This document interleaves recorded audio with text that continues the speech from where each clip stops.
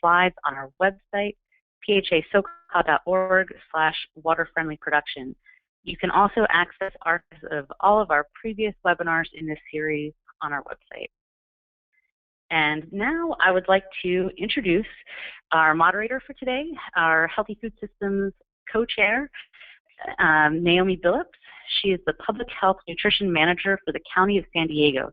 Naomi has been instrumental in the food systems work in San Diego through assisting to establish the San Diego Food Systems Alliance, designing and managing the implementation of the food systems communities putting prevention to work, community transformation grant, and prevention interventions.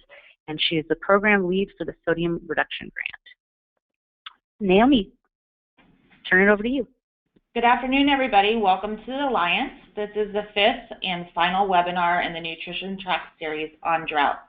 This is an important issue for us all working in public health and working towards a healthy regional food system. We as public health nutrition leaders across the state and nationally really need to take a hold of a holistic view on how we are dealing with nutrition and food systems, and really need to take in consideration the drought and water issues. Next month we're actually going to be coming back together with the other tracks, which are environmental health and the leadership for the Alliance, and we're going to be coming back for the final webinar on this topic to all come back and learn from each other. I wanted to go over today's agenda overview. We'll hear from some of our speakers, and then we want to hear from you. We really want this time, the questions and answers and discussion, to really have an opportunity to brainstorm together lessons used in our local health departments in our respective areas.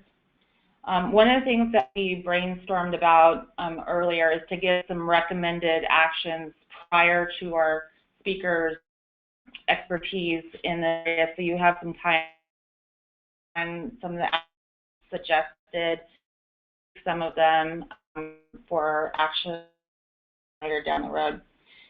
Some of the recommended actions that we are suggesting is to support water-friendly production methods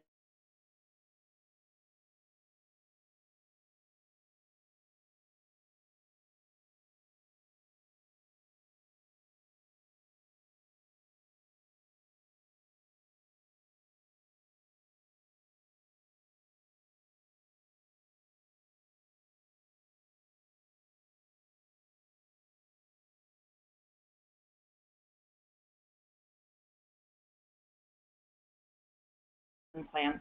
We have a lot of audiences throughout the state, whether it be elderly to youngsters to moms, that we are all promoting nutrition education and giving nutrition lessons to. So there's really a great opportunity to infuse sustainability messages and holistic measures within those opportunities. We also wanted to mention to promote the use of CalFresh and EBT for edible seeds, plants, and starts. That is a very easy message that promotes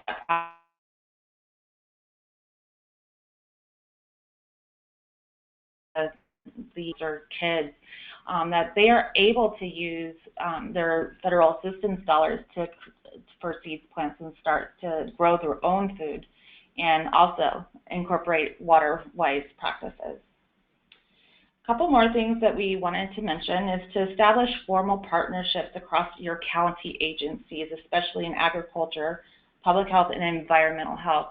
All these folks within your county structures have a unique and niche opportunity to blend their food systems areas together and make sure that we're creating a cohesive message to the public around agriculture and nutrition. We also wanted to suggest to support federal funding for agricultural research, especially for sustainable production methods. During the discussion period, we'd love to hear from you, like I mentioned. What other actions would you suggest taking in regards to what we're going to hear today? So I want to go ahead and introduce our speakers. First, I have the pleasure of introducing Eric Larson, who I've been able to work with personally here in San Diego. He has been the executive director of the San Diego County Farm Bureau since January of 1997. Mr. Larson began working in San Diego County agriculture industry in 1971. His professional activities have included 2 years as president of the San Diego County Flower and Plant Association. He also serves as the director of the Southern California Water Committee and a member of the Southern California Ag Water Team. In addition to his work in agriculture, he served 2 terms as a member of the Carlsbad City Council and is a past director of the Carlsbad Municipal Water District, the San Diego County Water Authority, and the Encino Water Waste Authority. Next, we're going to have Paula Daniels, who is the executive director of the California Central USC Initiative. Ms. Daniels was recently appointed to the California Water Commission. She is the founder and chair emeritus of the LA Food Policy Council and a 2015 Environment and Sustainable Education Fellow at the UCLA Institute of Environmental and Sustainability. She has taught food and water policy since 2010. After a long career as an attorney in civil litigation, she was appointed as the Los Angeles Public Works Commissioner from 2005 to 2011, and then appointed to the senior advisor position from 2011 to 2013 to the Mayor Vigorosa of LA. Ms. Daniels has also been a commissioner of the California Coastal Commission from 1999 to 2000. She served in the Office of Planning and Research for the Officer of Governor Brown as a senior fellow in Systems, Water, and Climate. We're very excited to hear from you. Next, we'll have Tyler Isaac, who's the founder of Slightly Nutty, a company focused on producing insects for food and animal feed by utilizing organic waste streams as feedstock. He recently completed his master's degree from the Brennan School of Environmental Science and Management, where he developed Slightly Nutty as an eco-entrepreneurship fellow while specializing in coastal marine resources management. His experiences helped reveal to him the environmental impact of food, as well as the enormous amount of food waste that is unused and landfilled. He views insect production as an ecological and economical efficient method of protein production, with an additional benefit of acting as a waste management service, reducing the volume of organic waste sent to the landfill. Welcome to all of our speakers.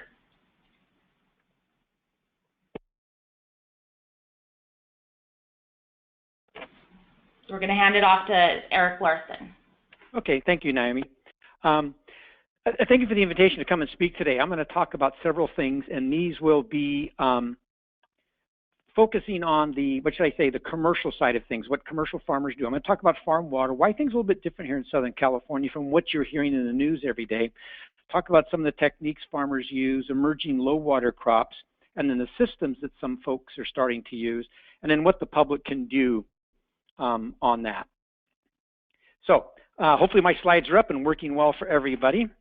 So farm water use, it's an interesting aspect. We look at California and we hear about the low water use and farmers going out of production because of the drought, but the reality in Southern California, we were way ahead of that in low water use, driven by the fact of price. Price of water has doubled in the last 6 years, tripled in 11.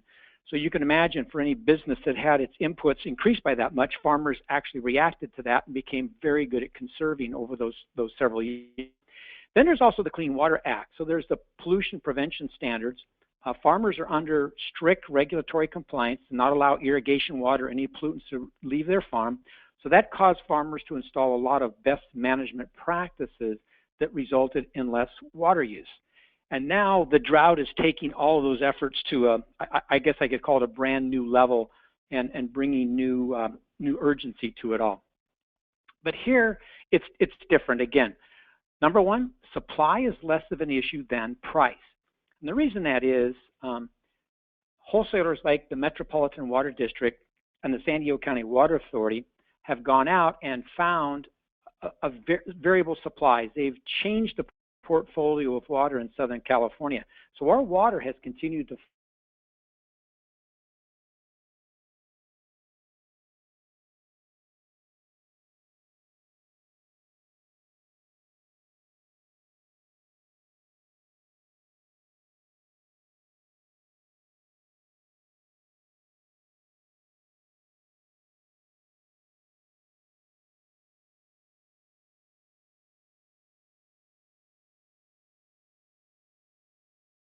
additional water to drive the salts past the roots. We're already heavily invested here in technology. Any farmer who's not invested in technology and low water use will probably succumb to the high water prices. And we have an absence in the Southern California region of low value, high water use crops. A real good example of that might be alfalfa or any of the grazing grasses. We just can't afford the water or the land to produce those kind of things. So we do high valued crops here. And water use has dropped significantly. In San Diego County alone, our water use has dropped more than 50% in the last 8 years, but we're producing more agricultural products simply because the farmers have invested in these techniques and this technology. Let me talk about some of those techniques.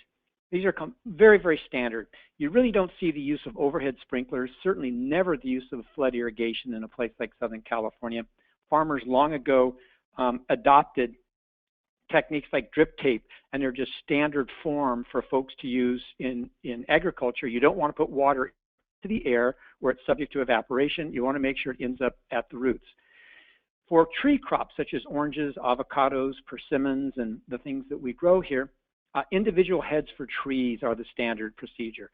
Each tree has its own sprinkler head that can be adjusted and set exactly to place that water right on the root zone, right where the roots are going to be for that particular tree, so there's no waste and no runoff. The first level of technology, and it's embraced by everybody, is soil moisture sensing devices. These are handheld devices that are placed in the soil, and they sense the water tension in the soil to give the farmer a reading when it's time to apply soil before the plant stresses. In this particular slide, this is a low technology handheld device. But now what farmers are doing, they're going beyond this. They're linking these devices together electronically and running with their iPads and their phones and reading their reports on their computers at home to tell when exactly is the right time. It's no longer guess and by golly. It's doing exactly irrigation exactly and only when the plant absolutely needs it. Mulching, of course, is a standard practice. This is a picture of strawberries growing in Carlsbad with the technique of using plastic mulch. Plastic is laid down on the soil. The plants are planted through it. Drip tape is underneath that plastic, so any water that goes onto that plant stays right at the root zone and doesn't get wasted. Then, of course, there's green waste mulch, very popular. This is a grove of newly planted avocado trees, and on these trees you can see the piles of green waste that's been ground, and then the mulch has been placed right around the base of each of those trees to reduce the amount of water that's needed. As those trees get bigger and they shed leaves, they'll actually create their own mulch. So at this stage, it's actually important to put it around the base of the tree where those new young roots are, and it really reduces the amount of water that has to be used.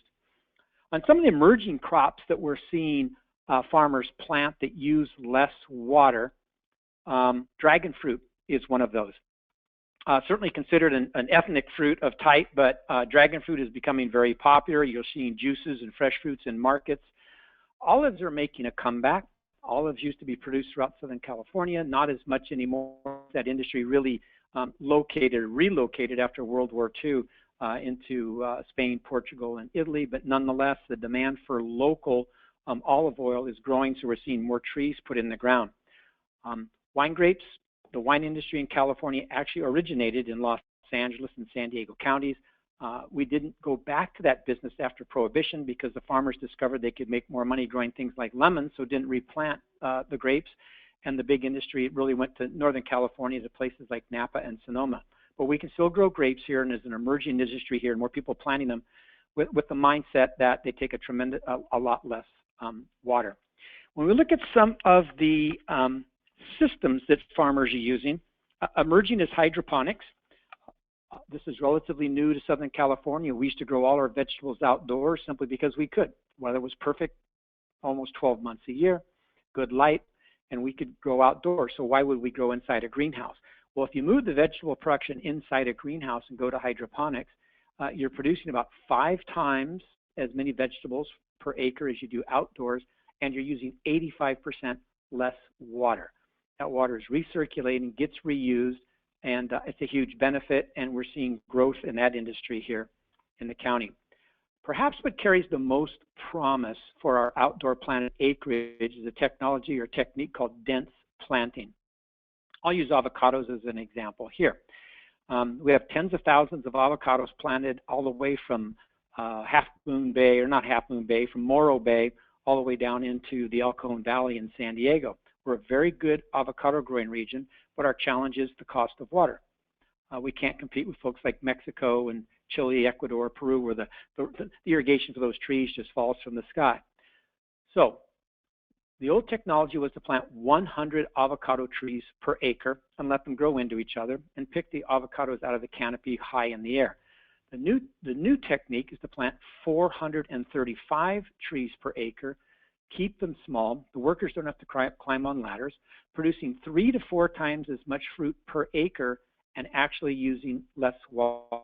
They discovered it takes less water to water the 435 trees than the 100 trees under the old style, simply because the trees are low, they're compact to the ground, and there's less water loss to transpiration. So as far as the public support goes, and I'll wrap up with this, what the public can do, there's several things and that we would appreciate support on from the commercial farming aspect. One, allow for urban agriculture. For all of you listening, that probably sounds pretty rudimentary, but believe it or not, in some communities, you actually have to get permits to do commercial urban agriculture. We would like to see that allowed everywhere. The other thing is we'd like to make sure that we maintain the ag exemption from urban landscape water use restrictions that agriculture now enjoys. When the governor issued his emergency regulations, agriculture was actually considered part of the urban landscape at the time.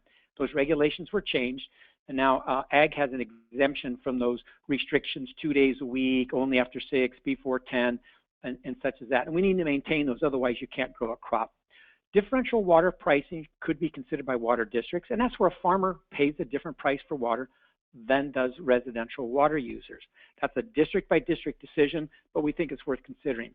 The delivery of recycled water to farms. In our cities, we're producing a lot of recycled water. Not all of it's getting used. Much of it ends up in the ocean. But if that water could be turned around and pushed east or pushed into our neighborhoods where our urban farms or even our commercial farms are, mostly east of our urban communities, there's a good use of that water by the farmers. And then there's always the installation of school and community gardens.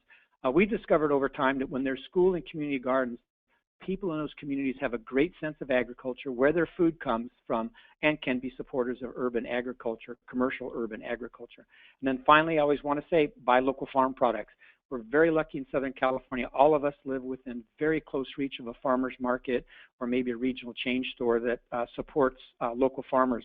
If you buy local farm products, there's no better way to support local farmers. That's it, and I look forward to our Q&A session.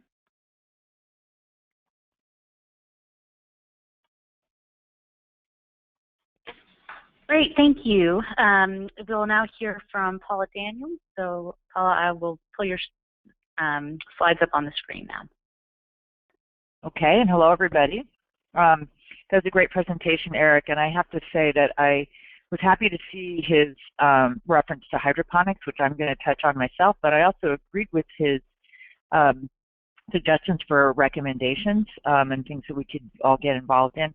The question of differential water pricing is a good one, and I think something that could be discussed further depending on the type of crop especially, and how it fits into the local food supply. But overall, those recommendations were great. So what I want to talk about is fish. So there's a water-friendly way of producing animal protein, and I got embarked on this particular project of looking into aquaculture. You probably didn't hear anything in my bio about fish, but I was the senior advisor to Mayor Villaraigosa on food policy, and as part of my work there, I was thinking about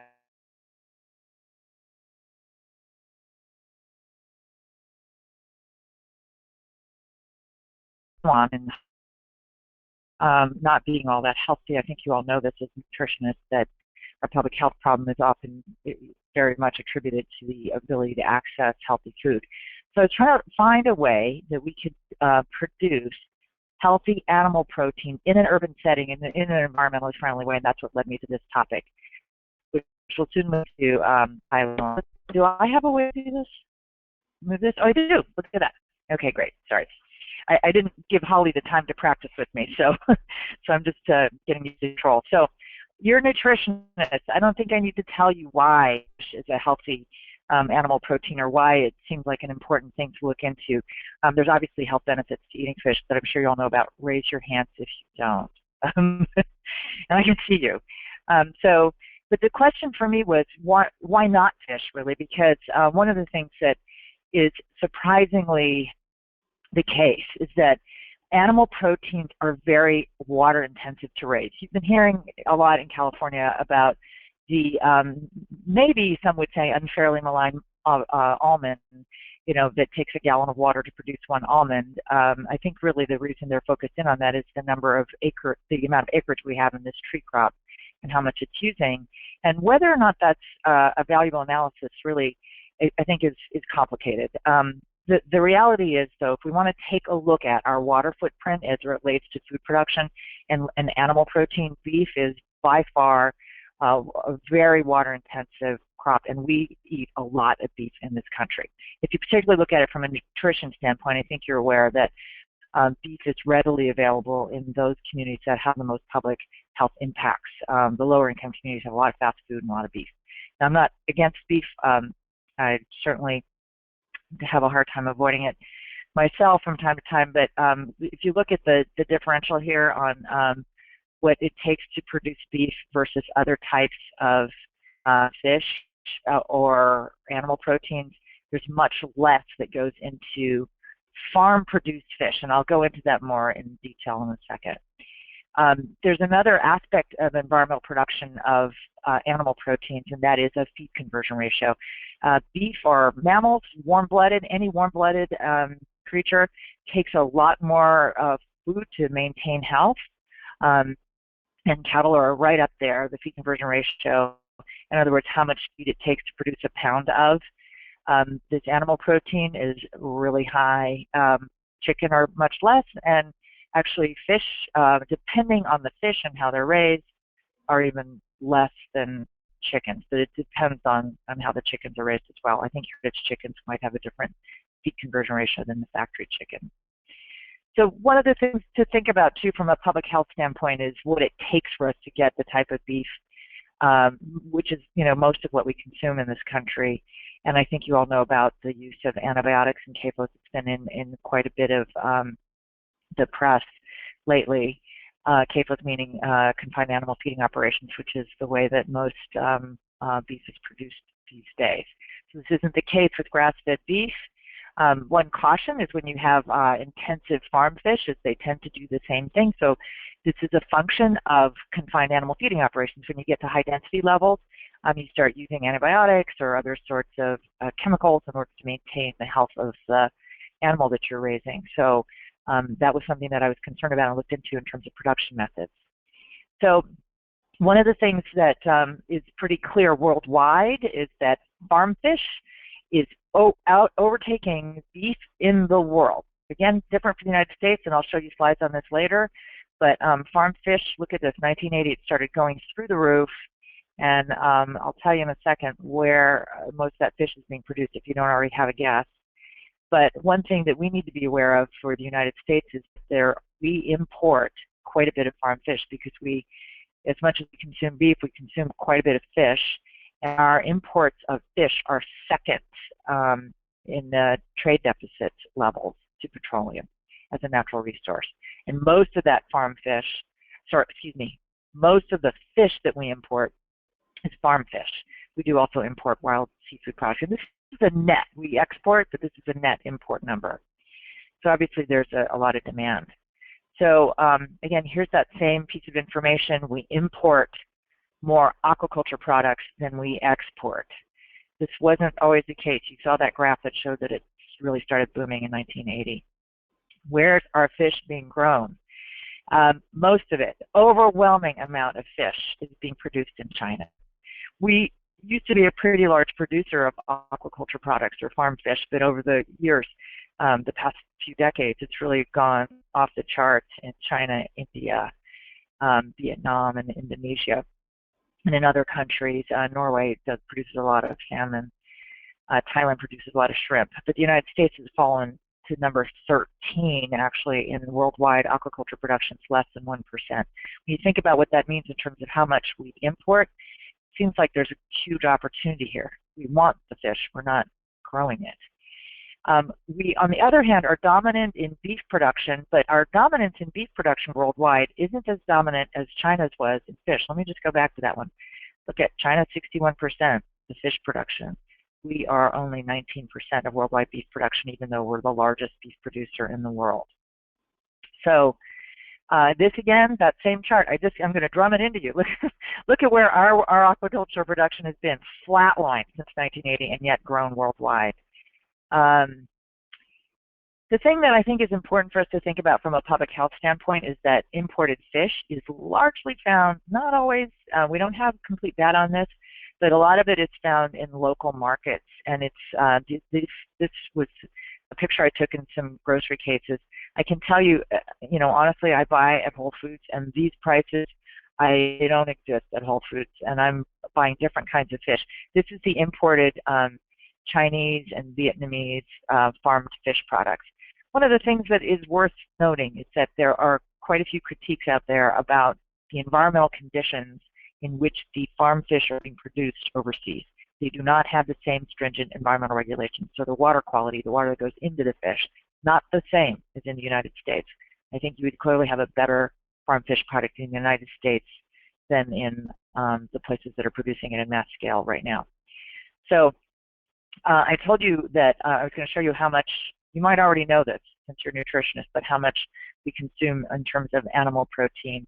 Beef used to be a larger number. You might know that as well. But chicken has grown over the last few years. It's been a trend, which I can show you here.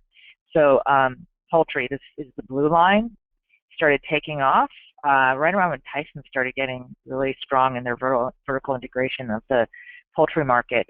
It started taking off and overtaking beef. But otherwise, we still have quite a bit of beef consumption. And here's pork. I just thought that I had seafood here, and I'm sorry that I don't, but seafood is somewhere around this low line. But we still do consume quite a bit of it, and what we consume the most of is shrimp. And most of that is coming from Thailand. There's also been questions about the production methods, aside from the environmental production methods of the shrimp in Thailand, but they also have been criticized in a number of well-known investigative reports, including by the New York Times, for having slave labor practices on those farms. So where is it being grown in the United States? Just quickly, I'll just mention this quickly. Most of it's in Louisiana, and they have a number of different types of production methods, which I won't go into, other than to say that recirculating systems are an emerging way to produce fish in a way that's water friendly, and that's what I want to focus in on. California, since we're in California, I just wanted you to know the statistics. It's this beige bar chart. So here's the different types of production methods. There's ponds where catfish are grown, outdoor ponds, the flow-through ways. Cages and pens tend to be in the open ocean. And the recirculating systems is what I'm most interested in. California is this beige bar, so we're not doing a lot, but maybe getting a little better in these recirculating systems in terms of production. I think that you all mentioned in the beginning that you wanted to support more research and development into sustainable production methods, and I couldn't agree with you more, and Eric's just said the same thing. Here's the numbers of federal R&D by department for 2012, which was the time that I did all of my research. You can see that health has a lot of money, which is really good and very important, but I think you all also know a lot of that goes into disease research in a different way than public health and nutrition. I think there's some good dollars in that. But a lot of our money is in the Department of Defense. That's pretty typical for most R&D budgets, but unfortunately, I see a huge issue in food security and other environmental reasons to do research in aquaculture, and unfortunately that number is really small.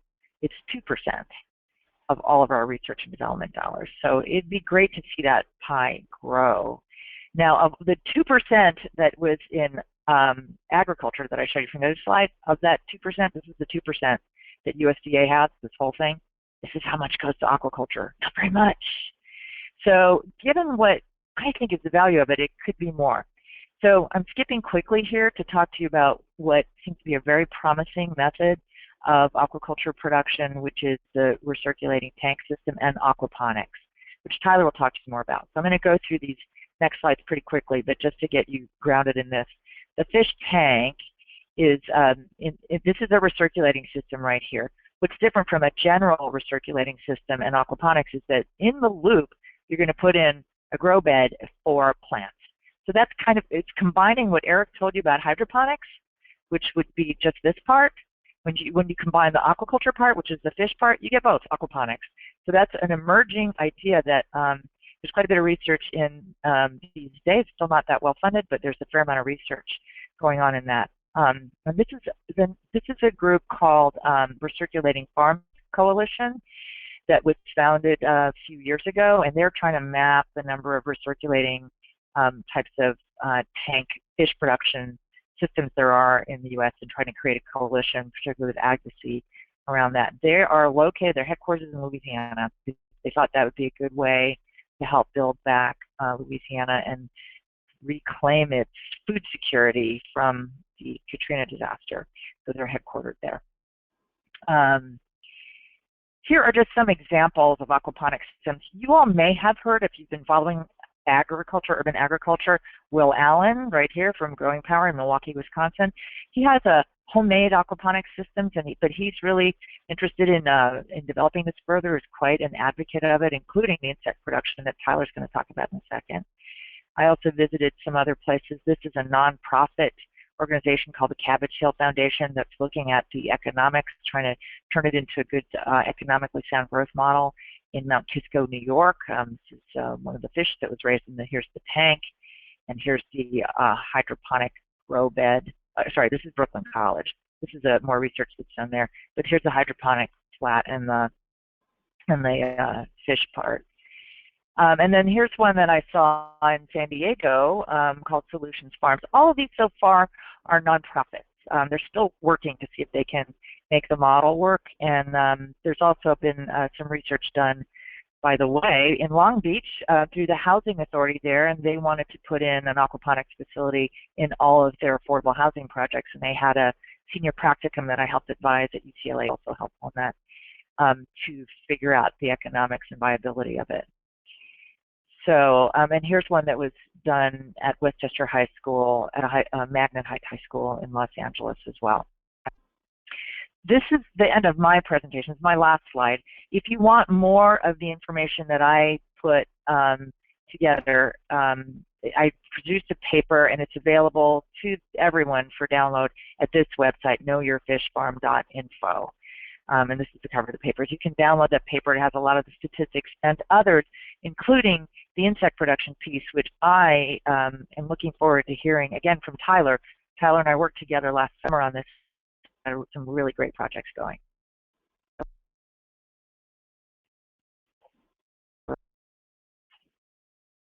I hope you all can hear me because I'm done now. Hello? We hear you, Paula. Hi, Paula, yes. Okay, I'm done. We can hear you. That was great, and thank you so much. Really wonderful research, and it's just a lot of information to take in. So thanks for having that link up to look at for more of the information. And Tyler, you should be able to pull up your, it looks like you're pulling your slides up on screen now, which is excellent. So now we'll hear from Tyler, and then we'll have some time for a Q&A.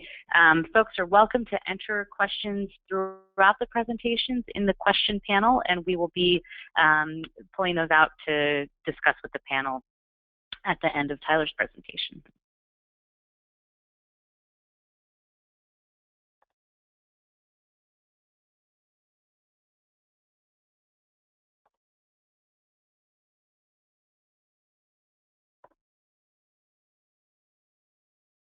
And Tyler, I don't know if I'm not hearing you, so I don't know if you might be on mute on your phone.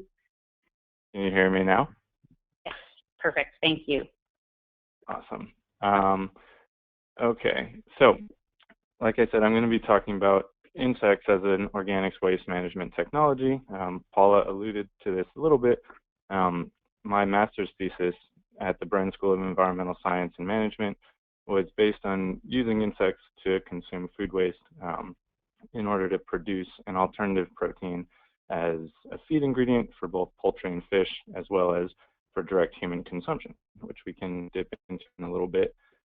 So let's get started. So in the city of Los Angeles, you may or may not be familiar with all of these statistics, but it's a good way to frame the issue that we're dealing with. In 2010, there were around 406,000 tons of commercial food scrap collected, or produced rather, in Los Angeles, and only about 43,000 tons were collected by the existing Bureau of Sanitation recycling program, the Food Scraps Pilot. That's roughly 10%. There are only 1,200 participating restaurants, while there's over 8,000 total restaurants in LA. With AB 1826 coming into effect at the end of this year, it mandates a 50% reduction of landfilled organics by 2020. The problem with this is that even if participation increases in these food scrap recycling programs, we have limited process capacity with the existing infrastructure of both composting and anaerobic digestion to handle not only future waste, but the current waste that's being produced. So a decent example of this is the relatively new anaerobic digester that was created in Compton by the Kroger organization for their distribution facility. So 55,000 ton per year annual capacity anaerobic digester, which can produce roughly 13 million kilowatts or kilowatt hours per year of energy. That will account for about 20% of their facility's energy requirements. If we do a little bit of math here, at 12 cents a kilowatt hour for commercial electricity at 13 million kilowatt hours produced, that's going to be roughly around $1.5 million worth of energy from this facility. Using national averages for the capital costs associated with a facility this big, it's roughly $561 per ton of capacity to build the thing, which is roughly $31 million in capital costs, and then an estimated $48 per ton of capacity to operate, which equates to around $2.5 million operating costs.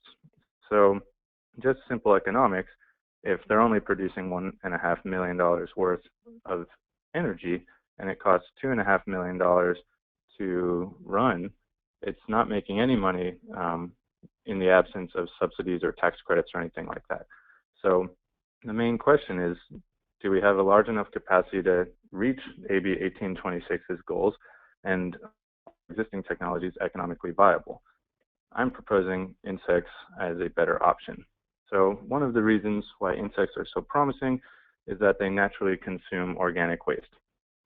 They have efficient feed conversion ratios.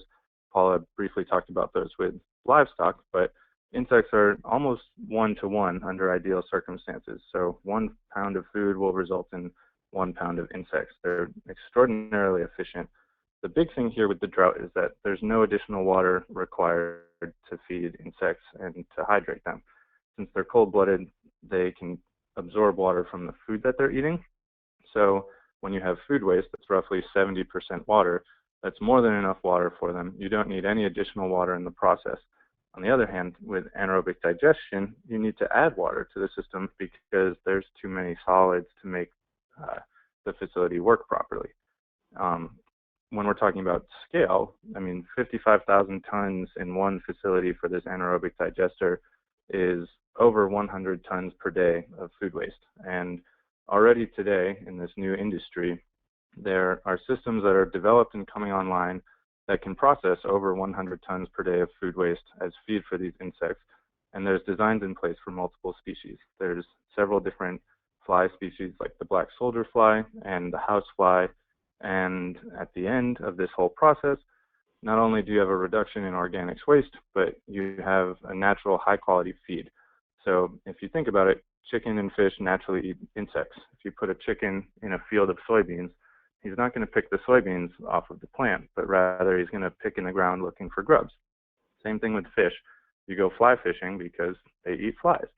The things that are primarily used to feed to these animals right now are soy and fish meal. And soy meal is not a natural food for chicken or fish and actually results in a lot of health complications, which end up requiring the antibiotics that Paula had mentioned.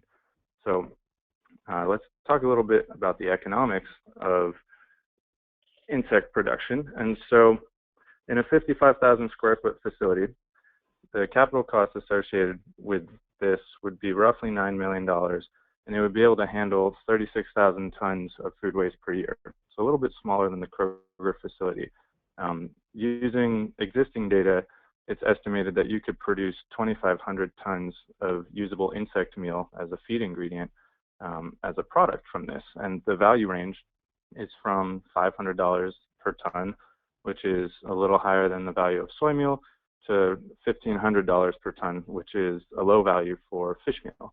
And doing a 20-year horizon net present value calculation, assuming worst case scenario, you have a negative value, but the potential for it to be extraordinarily profitable and a great economic decision, the net present value of your initial $9 million investment becomes $15 million.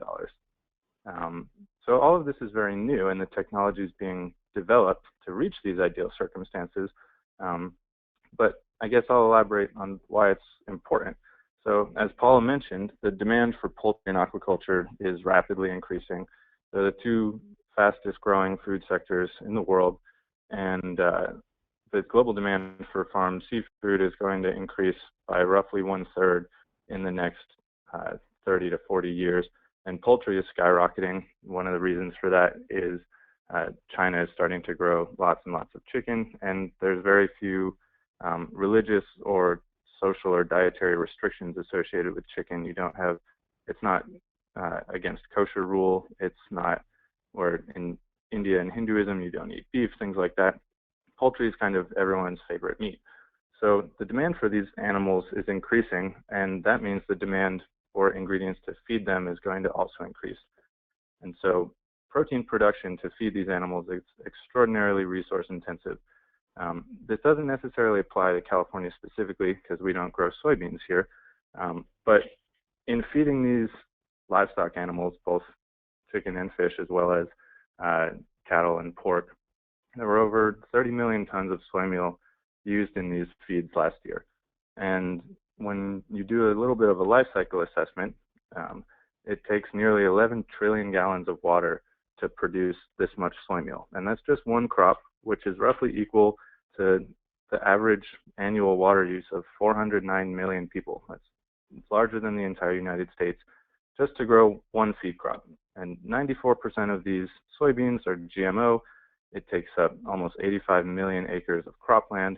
And so it's extraordinarily resource intensive, all to produce something that isn't the best for our animals.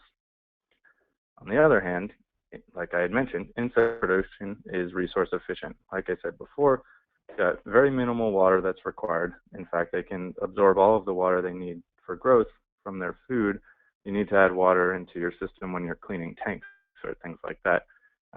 But that's minimal. You have a very efficient feed conversion ratio, and they can be grown vertically. So instead of one field of soybeans taking up all of those acres, you can do this in urban areas. You can do this in greenhouses where you stack the enclosures for the insects vertically. So 1 acre can become 10 acres just by stacking it 10 levels high. The reason why this is important is, like Paula mentioned, with aquaponics. So the fuel for aquaponics is fish, and using fish to produce waste, which then fertilizes the plants in the system. But you still need an input because you have to feed the fish. And if we can raise insects using our food waste to then feed to the fish, we're effectively recycling almost all of the nutrients that we can recapture from food waste. Some of the byproducts from insect production are also liquid and solid fertilizers. So the waste from an insect is going to be a solid frass similar to worm compost or vermicompost. And you can use that as a soil amendment in the field, but there's also a liquid component that can be slightly amended and be used as a liquid fertilizer. So when we take 70% water in food waste and feed it to insects, we can recapture a large portion of that water and create not only food for ourselves and also for our animals, but also fertilizers to grow more crops in traditional methods. And this is a picture of a facility up in the Bay Area, but as Paula mentioned, it's starting to grow nationwide, and it uses roughly 10% of the water when compared to traditional crops. And you know, it's a very promising technology. I think it's great. There's a lot of things that need to be looked at, including the electricity usage, but from a water standpoint, it's extraordinarily efficient. And just a little bit of a plug for myself. As was mentioned, I'm the founder of a company called Slightly Nutty, and I'm not just a little bit crazy, but that's actually the flavor of our product, which is cricket powder. And so crickets can also be raised on organic waste streams and roasted and powdered into a nutritious food ingredient, supplement, however you feel like using it. It's roughly 60 to 70% protein, 15 to 20% fat, rich in omega-3s. It has more iron per serving than spinach. It's got just as much vitamin B12 and B6 as an equal-sized portion of salmon. And as the title alludes to, it tastes slightly nutty. So we've made all sorts of things with it: baked goods, protein bars. It's actually a really rapidly growing industry in the United States, centered around insect consumption as a sustainable way of consuming protein. So if you're ready for that, there's plenty of insect-based products on the market today. You can find protein bars, I'm sure, all throughout Los Angeles. But if you're not ready for that, then we can feed insects to the chicken and fish that we all love to eat, and the difference in our food system and in our water-stricken state. So with that, I would like to thank you, and that's the end of my presentation. Here's a beautiful brown trout doing what it does best, eating flies.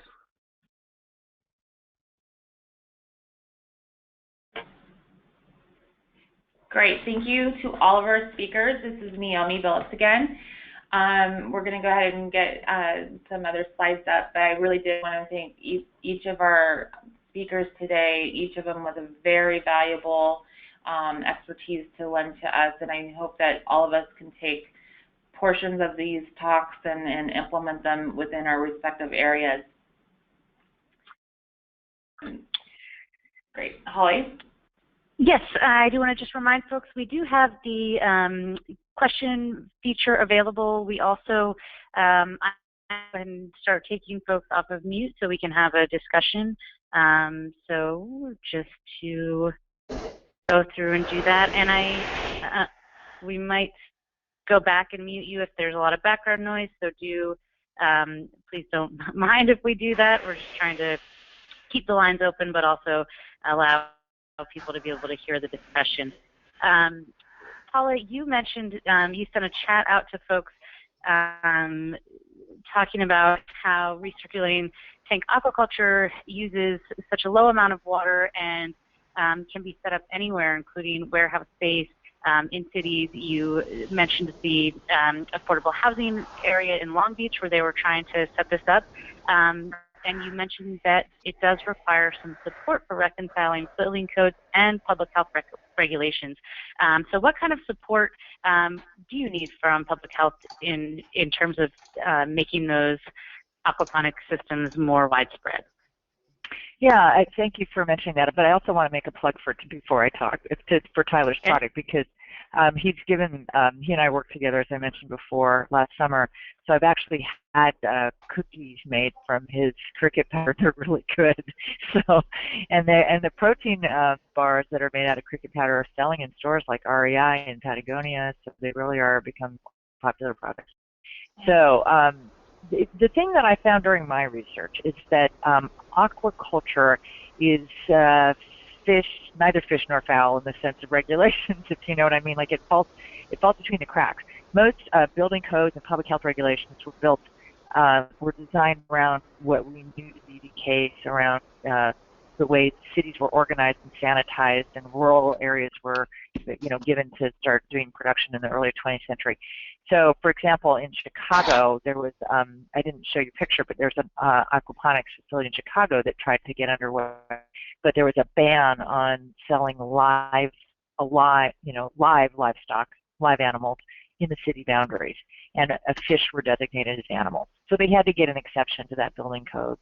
And then in somewhere in North Carolina, they were trying to do the same thing, and they couldn't. That building and safety department couldn't figure out what to do with the large tank, so they had them pull a permit for a swimming pool. So it's that sort of thing that's just sort of happening all over the country, where the building and safety departments really have no idea what to do with this type of food production that's water-based with a live animal in it. And the public health regulations, not quite as problematic yet, but I would imagine as these questions are coming through, and in fact I did get a question about this from Paula Jones, who heads the public health department. She's in the public health department, in San Francisco, that they were trying to figure out what to do. A restaurant wanted to open on aquaponics facility, and they couldn't figure out what, were there any regulations on this? They weren't sure how to regulate it. So I would say the thing to do is to get ahead of it, is to think about it and to understand that this may be coming your way, and start thinking about what your regulations say and don't say, and figure out how to make the opportunity for this type of enterprise to take place. And this is true also for insects. You probably know, I'm taking up a bit of Tyler's space here, but when Tyler and I were working on this, one of the things we ran across was that the FDA generally prohibits insects in food, and that's because a while ago it was cockroaches, it was vermin that were getting into the type of production of other foods, and it was considered contamination, so they prohibited it. But now if we're looking at it as something that we're actually growing purposefully and that we intend to eat, consume, in one way or the other, through animals or otherwise, then what do you do? So the FDA needs to get its regulations in line, and I believe there's an application pending for black soldier fly larvae to be an allowed feed ingredient for fish, but it's not the case right now. So I think there needs to be some organized support for those types of things. Great, Did I thank get that you right, for... Tyler? Do you have an update, Tyler, on that, or no? Sorry.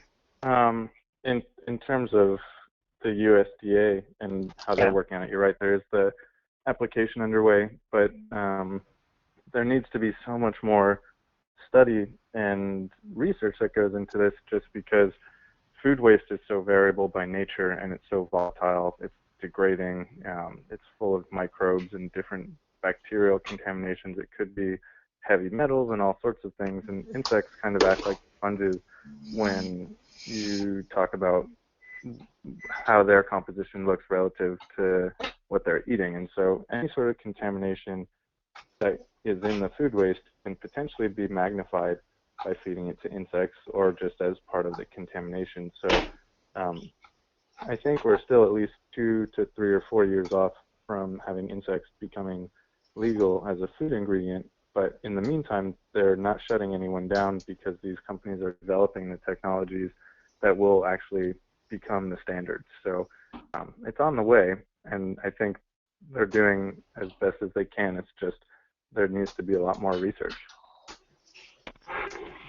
Yeah, hi, this is Naomi. I actually wanted to follow up on the discussion regarding the regulations with the aquaculture. I've actually had some, although we're public, and I guess there's a little clarification too. There's public health, and then there's environmental health, which is the environmental health, the side of being in the regulatory local enforcement agency. And that's why I think that one of the recommendations that we posed earlier is really working interdepartmentally with your counterparts in your county to sort of work through some of these progressive agricultural production methods. That way they can start coming out with guidance practices on the local level, even though there is no regulations per se. So again, I think that, reaching out to your Department of Environmental Health to see how we can encourage these practices without without the regulations being imposed, but also coming up with safe practice guidelines is really important. That's great. Thank you, Naomi. I appreciate your comments there. And I think that we have a hand up in the audience from Larry Fay. So Larry, it looks like you have to enter an audio pin in order to speak. I just prompted you with that code. But I know you do represent the environmental health, so it would be interesting to hear your take on this. But you do have to enter the audio pin 97 pound in order to enable your audio. Eric Larson, I'm wondering, I know you do a lot of, you help out a lot with folks on the agriculture side who are running up against barriers to try to do production and and run their business as they want to. To what extent do you partner with public health, or have you had to help navigate some of these tricky areas for farmers in San Diego? Yeah, there have been some tricky areas. What we've discovered, most of them are on the land use regulatory side.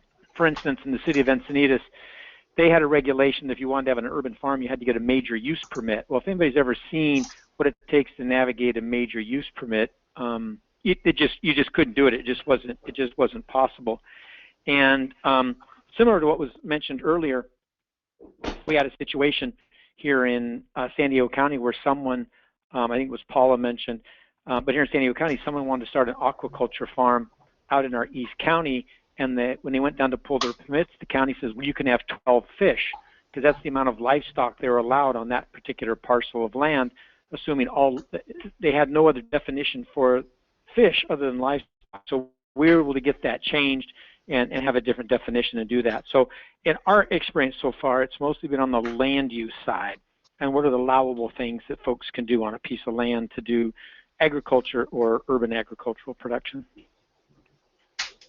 Great, thank you for that. And it looks like, Larry, your audio is on now, so we will give you the final question before we need to wrap up. It's not so much a question as it's a comment. We've been doing this entire series through a variety of different tracks, and in the environmental health track, we've really been focusing on water recycling, water use, and future water resource management, but we haven't done it really, in my view, holistically. I think to Naomi's point, if there's ambiguity around things like aquaponics and how that fits in, and frankly, I'm a big fan of aquaponics. I'm also a big fan of locally grown, whether it's produce or a protein. My personal perspective is that ambiguity is opportunity, and the trick is right now working on the guidance to make that happen before it gets written out, so to speak. So the uncertainty can work in our favor, at least if there are those of us that are inclined to treat it that way. So I'd be really interested in pursuing that concept of local aquaponics production, how it fits into the concept, the food code of approved source. And then, Tyler, I sent you an email. I'd be really interested in talking with you about organics management and the use of insects. I'm really concerned that with this organic policy we have in place, we are way out capacity conventional technology. So it looks like we're picking up some background noise. Yeah, I was just going to say, I got your email, Larry, and met actually with the guys at the Environmental Services Division earlier in the year.